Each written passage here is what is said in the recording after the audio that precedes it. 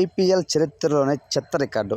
నిన్న జరిగిన గుజరాత్ టైటాన్స్ అలానే ఢిల్లీ క్యాపిటల్స్ మ్యాచ్లో మోహిత్ శర్మ వేసిన బౌలింగ్ అయితే వరల్డ్ చెత్త రికార్డింగ్లు అయితే తెరకెక్కింది అని చెప్పుకోవచ్చు. ఎందుకంటే కేవలం 4 ఓవర్ల తను 24 బంతులలో 73 పరుగులు ఇచ్చి దారుణంగా విఫలమయ్యాడు అని చెప్పుకోవచ్చు. ముఖ్యంగా ఢిల్లీ క్యాపిటల్స్ బ్యాటర్స్ అక్షర్ పటేల్ కానివ్వచ్చు, దాని తర్వాత ముఖ్యంగా రిషబ్ పంత్ చివరి ఓవర్లో 6 బాళ్లకు తను 31 రన్స్ ఇచ్చారనమాట. చిత్త కొట్టాడు అని చెప్పుకోవచ్చు. మన రిషబ్ పంత్ తను గాయమైన తర్వాత ఐపీఎల్ ఆడుతూ ఉన్నాడు. సో అతనికి యాక్సిడెంట్ అయింది కదా, మళ్ళీ కోలుకొని ఇలాంటి పెర్ఫార్మెన్స్ ఇంత ఫిట్నెస్గా ఆడడం అంటే నాట్ ఎ జోక్ ఫ్రెండ్స్, అదరగొట్టాడని చెప్పుకోవచ్చు.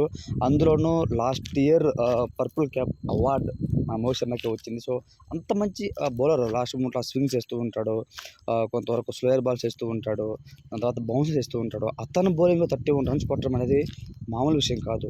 ఎటు పక్క బాల్ వేసినా సరే మామూలుగా అయితే ఆడలేదు. 6, 4, 6 దంచి కొట్టడం అని చెప్పుకోవచ్చు.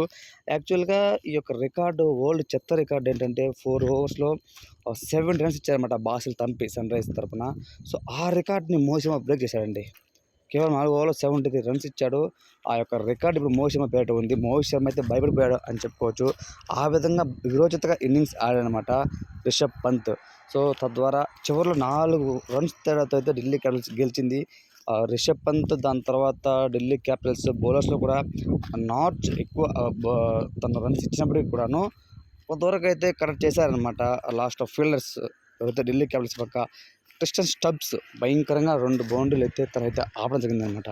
సో అక్కడ ఒక 5 రన్స్ అయితే సేవ్ చేశాడు. ఆ 5 రన్సే విన్నింగ్ అయింది అని చెప్పుకోవచ్చు. సో ఒక రకంగా చెప్పాలంటే గుజరాత్ టైటాన్స్ గెలుస్తుంది అనుకున్నారు డేవిడ్ మిల్లర్ ఉన్నంత వరకు.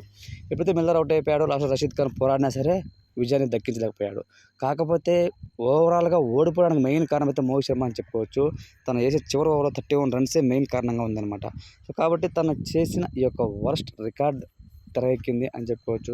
తన పేరిట బాసిల్ తంపి పేరిట ఉన్నటువంటి రికార్డు ఇప్పుడు మోహిత్ శర్మ పైన ఉందన్నమాట. సో కాబట్టి తను వేసిన బౌలింగ్ పట్లపై మీ ఒపీనియన్ కామెంట్ తెలియచేయండి. Thanks for watching.